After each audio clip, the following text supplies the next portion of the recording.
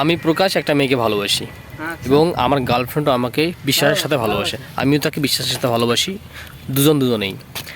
এখন কথা হচ্ছে, যখন তৃতীয় ব্যক্তি এসে আমার গার্লফ্রেন্ডকে যখন কেউ বলে যে তোর বয়ফ্রেন্ড কোনো একটা মেয়ের সঙ্গে কথা বলে, তোকে ভালোবাসে তারপর কথা বলে, বা তোর গার্লফ্রেন্ড অন্য মেয়ের সঙ্গে চ্যাটিং করে, বা ওর ব্যবহার খারাপ এরকম, তো সেই কথাগুলো মানে আমি যে তাকে ভালোবাসি, ও যে আমাকে বিশ্বাস করে, কিন্তু সেই মুহূর্তে সেই বিশ্বাসটা কিন্তু আমার উপর উঠে যায়। কেন জানেন? যে ভালোবাসা কিন্তু সন্দেহটা বেশি হয়। এখন যে আমার গার্লফ্রেন্ডকে এই তৃতীয় ব্যক্তি এই কথাগুলো বললো, তখন কিন্তু সেই কথাটাই আমার গার্লফ্রেন্ড বিশ্বাস করবে। কিনে কথা ঠিক কিনা? ঠিক ঠিক।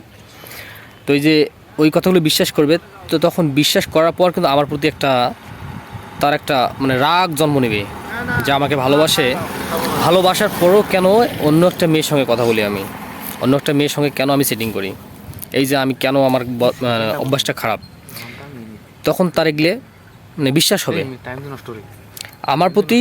আমাকে যে ভালোবাসে সেই প্রতি মানে আমার প্রতি সেই বিশ্বাসটা ওর থাকবেই না। এটা হচ্ছে ভালোবাসার নমুনা, ঠিক আছে?